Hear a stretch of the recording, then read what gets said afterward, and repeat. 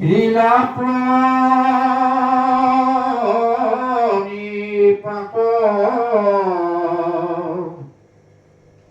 উদক্ষিণ কৰি জুৰি লতজু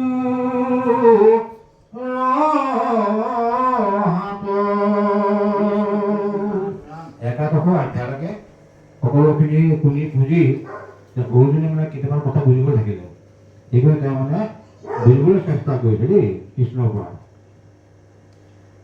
কৃষ্ণ কথা বুজি হেন বুলিলা অৰ্জুনে আৰু এক সংশয়মী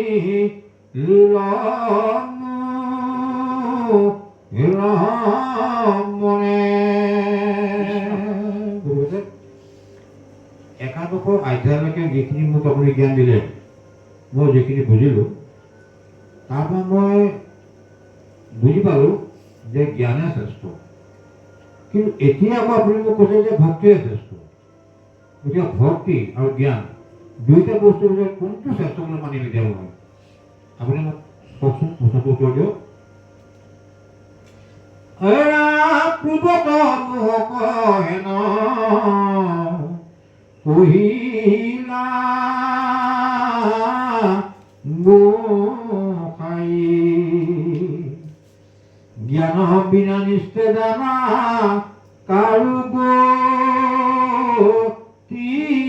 নাই আপুনি পূৰ্বতে কৈ গ'ল জ্ঞান নহ'লে মানে আপোনাৰ বুজি নাপায় আকৌ এতিয়া কি কৈছে এবে কহা একাদশ অধ্যায়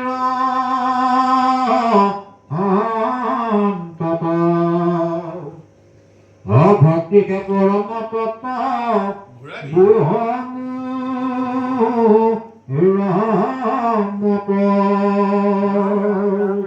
আকৌ একাদশ অন্ত সেইখন আপুনি বুজিলে ভক্তিহে শ্ৰেষ্ঠ গতিকে অজ্ঞানৰ ভক্তিৰ মুঝে কোনোবা প্ৰধান যদি দুৰাসন্মত কহা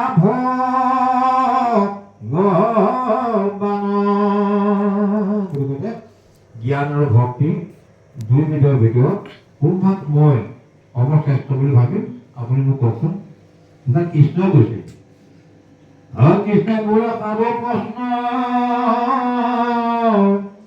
কৰিলা অৰ্জুন তাহাৰ নিন্দয় কহো সাৱধানে শুন গতিকে মই জ্ঞান আৰু ভক্তি তত্ত্বখিনি মই কওঁ তুমি একনিষ্ঠ মানে শুনা এই আগতন ভোজি মাত্ৰ মুঠে ভজয় নিত অমুত মন নিবেশিবে দৃঢ় পৰিচিত একান্তভাৱে যদি মোক চিন্তা কৰে তেতিয়া মই তোমাৰ লগতে আত্মৰূপে আছো গতিকে মই তোমাক কেতিয়াও এৰি নিদিওঁ সেইখিনি কৈছে যে ভকতকে প্ৰিয় মোৰ ভকতকে প্ৰাণ ভকতকে পৰম মোৰ নিচিন্ত হোৱা নাই এই ভগৱন্ত ভকতক কেতিয়াও এৰি নিদিয়ে মই এৰি নিদিওঁ হে ৰাম পৰম শ্ৰদ্ধাই মোক কৰিলে কসাৰ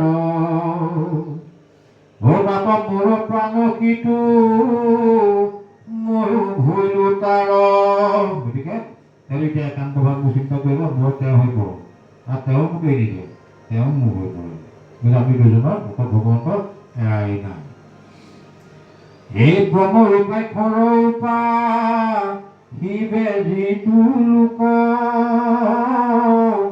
ভেদ ভাৱনা কৰি চিন্তি মই পাৱে মোক ভেদভাৱ নাৰাখে তেওঁ সকলোকে সমান থাকে সকলোকে দেখিবা কম সেইটো লোকৰ ধৰ্ম উত্তম সকলোকে সমান ভাৱটো মনলৈ আহি যাব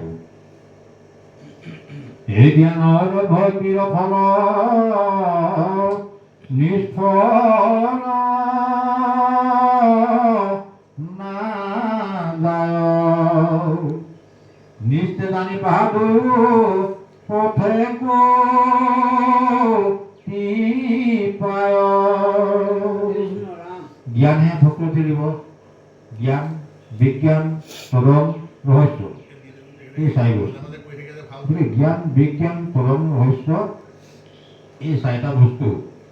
জ্ঞানে কৈছে কি যে তুমি এই মুখত আমাৰ কবলৈ মা এফাল পৰি আছে, তুমি লৈ আহা। জ্ঞানে কৰিলে, জ্ঞান এফাল দি দিলে, জ্ঞানে এতিয়া বাঁহ টুকুৰা লৈ আহিলে। বিজ্ঞানে ক'লে যে বাঁহ টুকুৰা মই কি কৰিম এতিয়া, মনত চলাইছে নাই, এইটো মই কাটি তাক কামি বনাম, বাঁহনি মই বনাব লাগিব। তো কামি কৰি পিনে এটা বাঁহনি বনালোঁ, বিজ্ঞানে বাঁহনি বনালোঁ। বাঁহনি যে বনি গ'ল, যে তৰং তেওঁ তৰংটো কৰিছে যে মই বাঁহনিটো মই চোতালত মাৰিম নে মই আগফালে মাৰিম নে পিছফালে মাৰিম, সেই মই আগফালে মাৰোঁ। আগফালে মাৰি দিয়াৰ পিছত জাগো চাগৰ পিছত মানে চাফা হৈ গুচি গ'ল। ৰহস্য জ্ঞান বিজ্ঞান তেওঁ তৰং কৰিলে নহয়, তৰং কৰি পিনি তাৰমানে বাহনটোৱে মাৰি দিলে গোটেই জেগাখন চাফা হৈ গ'ল। ৰহস্য জ্ঞান বিজ্ঞান তৰং ৰহস্য। গতিকে জ্ঞান আৰু ভক্তি দুইটা বস্তুৱে মানুহক লাগিব। জ্ঞান আৰু ভক্তি দুই পথে মানে ভগৱন্তক পায়। অচিন্ত ভক্ত ব্ৰহ্ম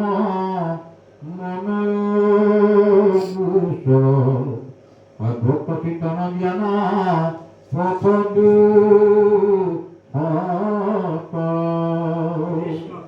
বহিক চিন্তা কৰিলে মানে হোৱাটোৱে বিৰাট দুখৰ দুখ। যি সৎ চিন্তা কৰে সেয়া সুখ। তুমি যদি লোকৰ তুমি শান্তি দিব নোৱাৰা, তোমাৰ অশান্তি দিও লাভ নাই। একো অশান্তি দিয়া মানে তোমাৰ মানে গালৈ নিজে পাপ কঢ়িয়াই অনা হ'ব। সেই গতিকে তুমি কাকো সুখো দিব নোৱাৰা, তেন্তে তুমি দুখো নিদিবা।